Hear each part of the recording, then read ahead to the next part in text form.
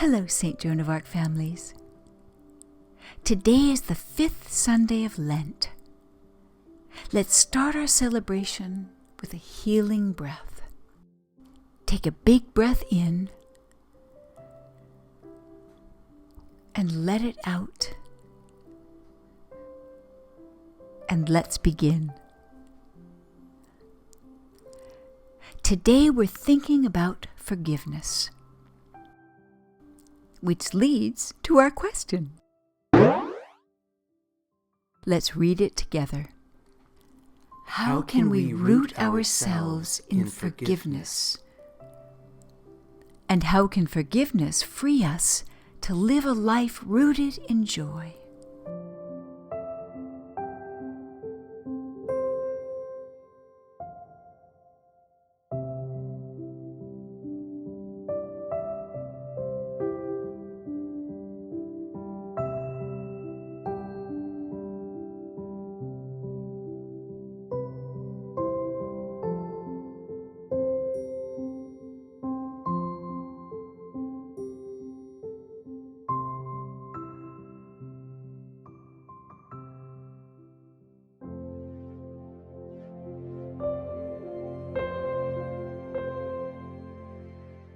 In today's Gospel, we have the story of a woman taken by a crowd to be put to death because of a crime the crowd says she committed.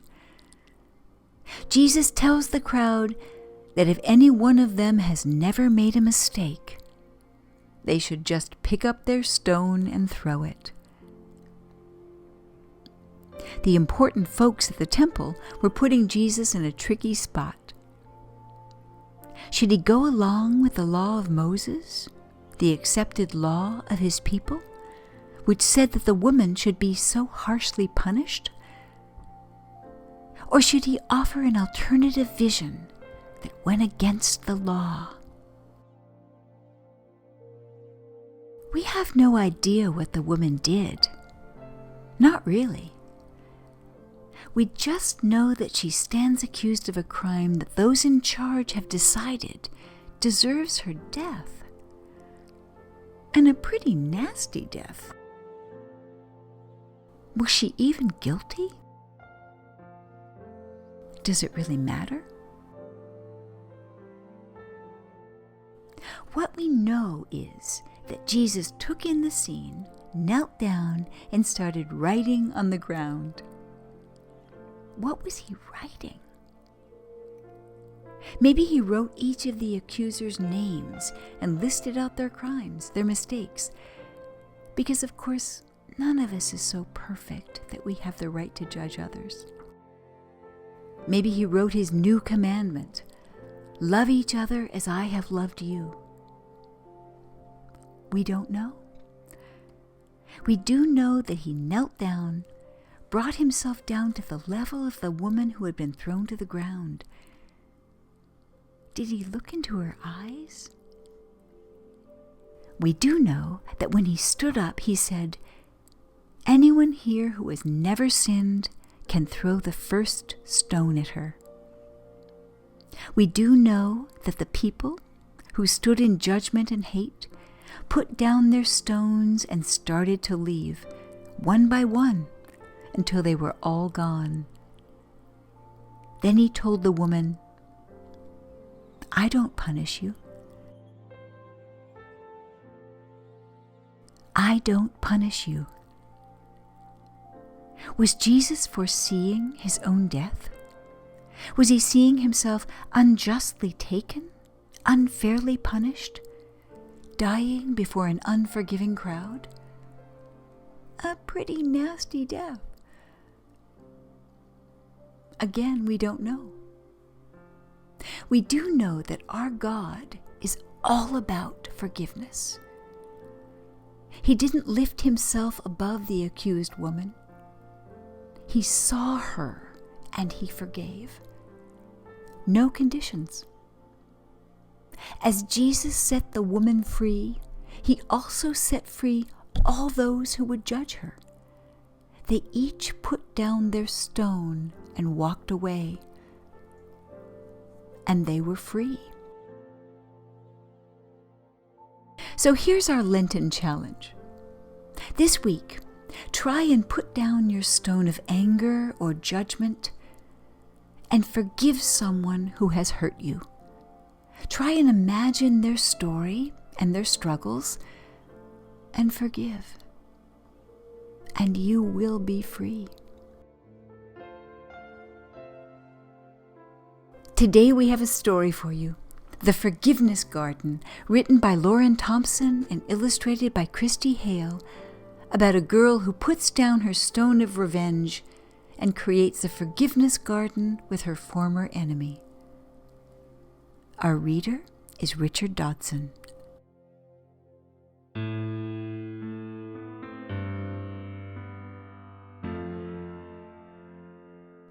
There was a valley, and through the valley ran a stream.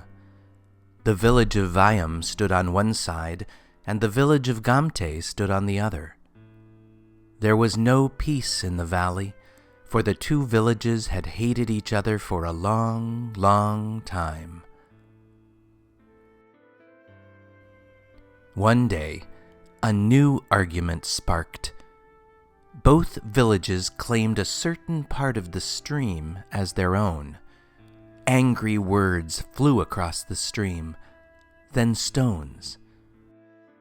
A Gamte boy named Karun picked up a large stone and hurled it across the water. The stone hit Sama, a Viam girl, hard on the head, and she fell to the ground. The villagers of Viam ran to help. The villagers of Gamte cheered and ran away.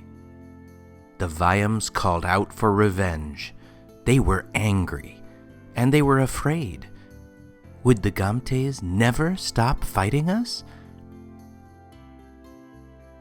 They gathered around Sama, admiring her courage and plotting their revenge against the Gamtes. As days passed, Sama's pain began to lessen, but her hatred of the Gamtes grew.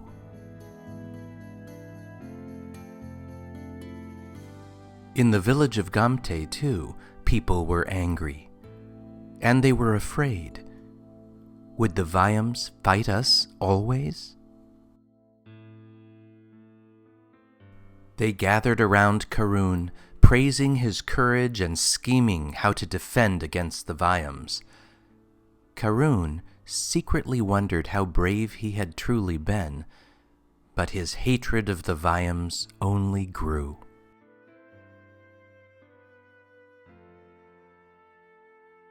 One day, Sama walked along the stream, yearning for something to ease her aching, angry heart.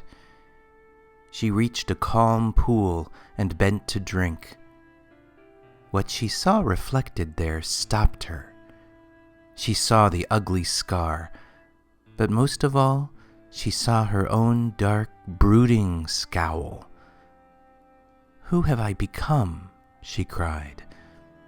Sama wept for a long time. Then Sama looked across the stream. There, a few children from Gamte walked together.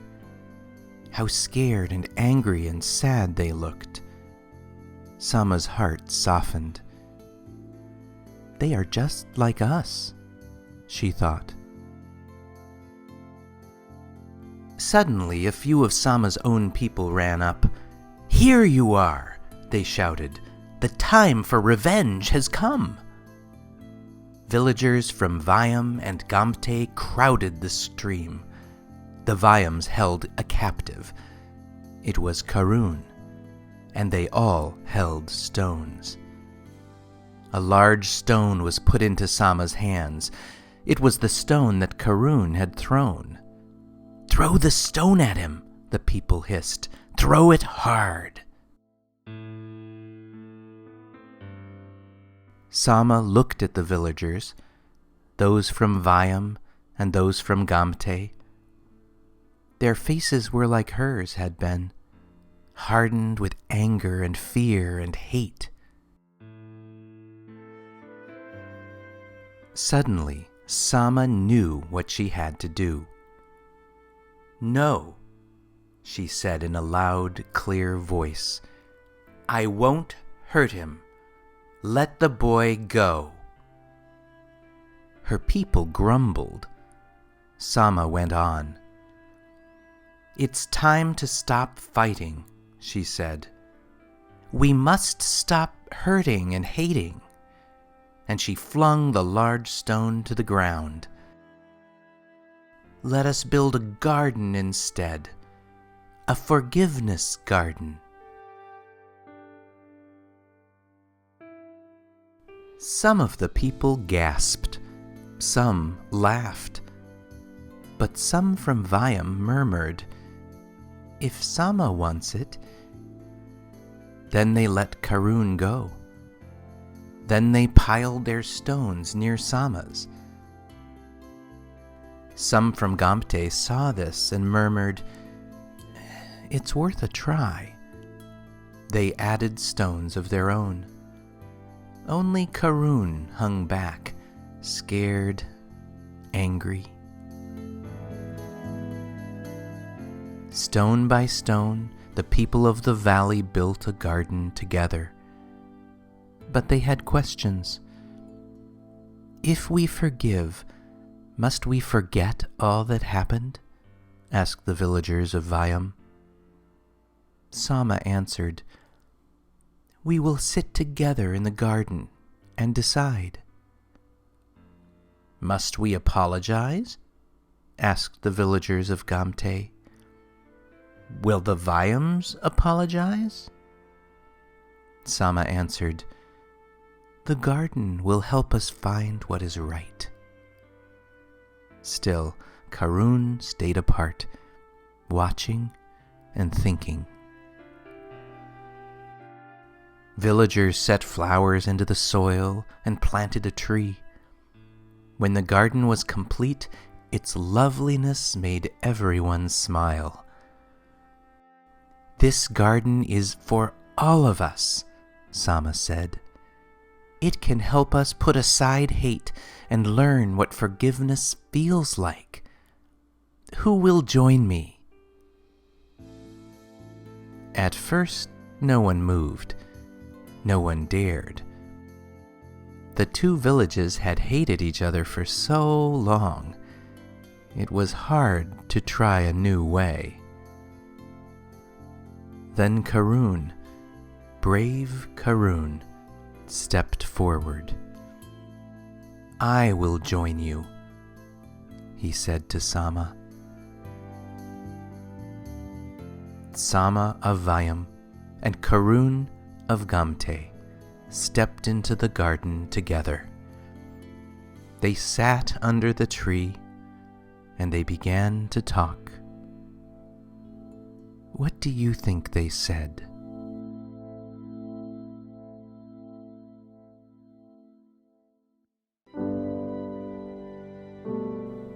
In our story, Sama was stuck in her anger toward Karun, the boy who hurt her. When she saw her face in the water, she knew that her bitterness had trapped her in a dark place. But when she lay down her stone and chose to forgive, the little girl was free. And her act of love, her forgiveness garden, set all the people free. Forgive and be free.